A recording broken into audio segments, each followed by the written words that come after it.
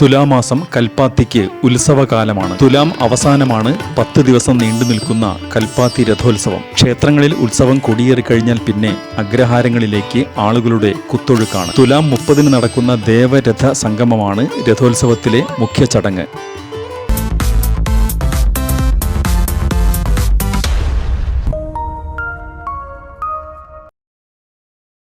സമയം ഉച്ചയായിരിക്കുന്നു.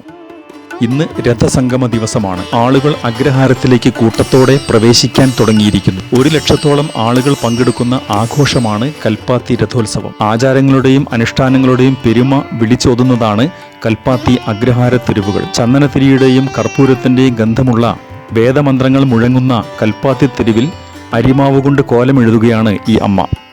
ചാത്തപുരം ശ്രീ പ്രസന്ന മഹാഗണപതി ക്ഷേത്രത്തിലേക്കുള്ള വഴിയാണിത്. ഉത്സവത്തിന് മാസങ്ങൾക്ക് മുമ്പ് തന്നെ രഥങ്ങളുടെ അറ്റകുറ്റപ്പണികൾ നടക്കും. ചക്രങ്ങൾ അഴിച്ച് പരിശോധിക്കലും ചക്രങ്ങൾക്ക് ബ്രേക്ക് നൽകുന്ന ചന്ന എന്നറിയപ്പെടുന്ന മുട്ടി നിർമ്മിക്കലുമെല്ലാം ഇതിൽപ്പെടും. മരചക്രങ്ങൾക്ക് പകരം ഉരുക്കുകൊണ്ട് നിർമ്മിക്കുന്ന ചക്രങ്ങളും ഇപ്പോൾ ഉപയോഗിച്ചു വരുന്നു. പഴക്കുലകളും കുടമണികളും പൂമാലകളും തൂക്കി ചിത്രപ്പണികളും കൊത്തുപണികളും ഒക്കെയായി നിർത്തിയിട്ടിരിക്കുന്ന പടുകൂറ്റൻ രഥങ്ങൾ തന്നെ നല്ലൊരു കാഴ്ചയാണ്. ടൺ കണക്കിന് ഭാരമുള്ള ആ രഥങ്ങൾ കെട്ടിവലിക്കുന്ന മനുഷ്യാധ്വാനത്തിന്റെ മൂലധനം ഭക്തിയും വിശ്വാസവും മാത്രമാണ്. അഗ്രഹാരത്തിലെ ക്ഷേത്രങ്ങളിൽ നിന്ന് 2 ദിവസം മുമ്പ് തന്നെ രഥങ്ങൾ പ്രയാണം തുടങ്ങിയിരുന്നു. പ്രധാന ക്ഷേത്രമായ വിശാലാക്ഷി സമേത വിശ്വനാഥസ്വാമി ക്ഷേത്രത്തിൽ നിന്ന് നടക്കാനുള്ള ദൂരം മാത്രമേയുള്ളൂ മറ്റ് ക്ഷേത്രങ്ങളിലേക്ക്.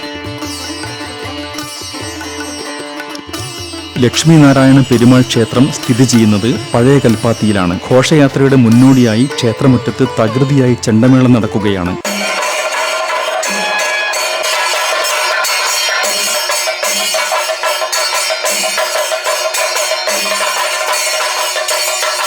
തൊട്ടടുത്ത് തന്നെ യാത്രയ്ക്ക് സജ്ജമായി രഥങ്ങൾ നിൽക്കുന്നുണ്ട്. അപ്പോഴേക്കും അഗ്രഹാര തെരുവിൽ ആളുകൾ തിങ്ങി നിറഞ്ഞു കഴിഞ്ഞിരുന്നു.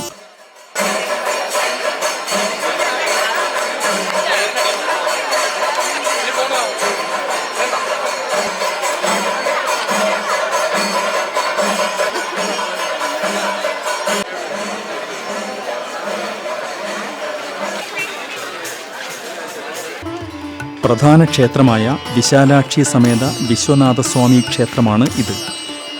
വിശ്വനാഥ ക്ഷേത്രത്തിന് തൊട്ടു പിന്നിൽ കൽപ്പാത്തിപ്പുഴ ഒഴുകുകയാണ്. പശ്ചിമഘട്ടത്തിൽ നിന്നുത്ഭവിച്ച് ഭാരതപ്പുഴയിൽ ചെന്നു ചേരുകയാണ് കൽപ്പാത്തിപ്പുഴ. അഗ്രഹാരങ്ങളിൽ മനുഷ്യരുടെ പാരാവാരമാണെങ്കിലും പുഴയുടെ തീരം ആളൊഴിഞ്ഞു കിടക്കുന്നു. കൽപ്പാത്തിയിൽ പുഴയുടെ തീരമെല്ലാം പാറയുടെ പരപ്പായി കിടക്കുകയാണ്.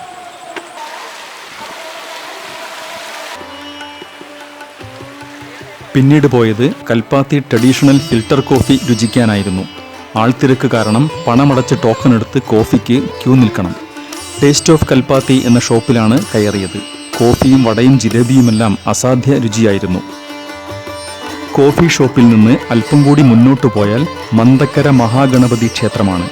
ക്ഷേത്രത്തിലേക്കുള്ള വഴി മുഴുവൻ മീഡിയക്കാർ കൈയടക്കിയിരിക്കുകയാണ്. ചാനലുകളുടെ മുഖ്യ അവതാരകരെല്ലാം റോഡിലിറങ്ങി നിന്ന് ആഘോഷമാക്കുകയാണ്.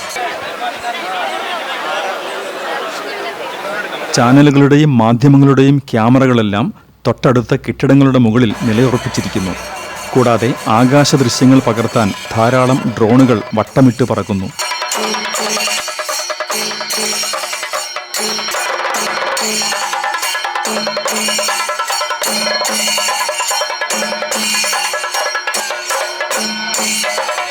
പ്രസന്ന മഹാഗണപതി ക്ഷേത്രത്തിൽ നിന്നും മന്തക്കര ഗണപതി ക്ഷേത്രത്തിൽ നിന്നും ലക്ഷ്മിനാരായണ പെരുമാൾ ക്ഷേത്രത്തിൽ നിന്നും ഓരോ രഥങ്ങളും പ്രധാന ക്ഷേത്രമായ വിശാലാക്ഷി സമേത ശ്രീ വിശ്വനാഥ ക്ഷേത്രത്തിൽ നിന്ന് ശിവന്റെയും ഗണപതിയുടെയും മുരുകന്റെയും അങ്ങനെ 6 രഥങ്ങളാണ് വിശ്വനാഥ ക്ഷേത്രത്തിന് മുന്നിൽ സംഗമിക്കുക. ദേവരഥ സംഗമം എന്നാണ് ഈ ചടങ്ങ് അറിയപ്പെടുന്നത്.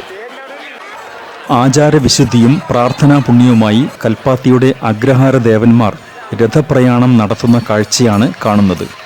വിശ്വനാഥ ക്ഷേത്രത്തിന് മുന്നിലെ തെരുവിലാണ് ഈ ചടങ്ങ് നടക്കുന്നത്. സൂചി കുത്താനിടമില്ലാതെ ജനങ്ങൾ ഇവിടെ കൂടി നിന്ന് രഥപ്രയാണം ദർശിക്കുകയാണ്. അവരെ നിയന്ത്രിക്കുന്നതിന് പോലീസുകാർ നന്നേ പാടുപെടുന്നുണ്ട്.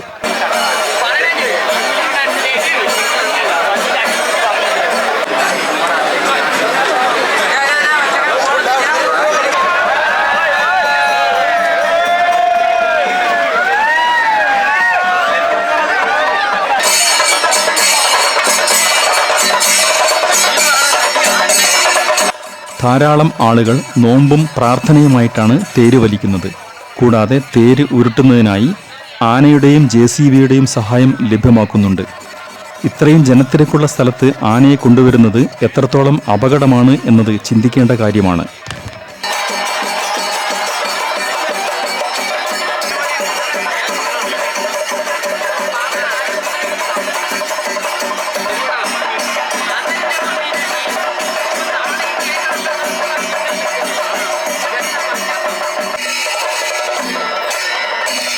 രഥസംഗമം ഏതാണ്ട് അവസാനിക്കാറായതോടെ അഗ്രഹാരത്തിൽ ചാറ്റൽ മഴ പെയ്യാൻ തുടങ്ങി.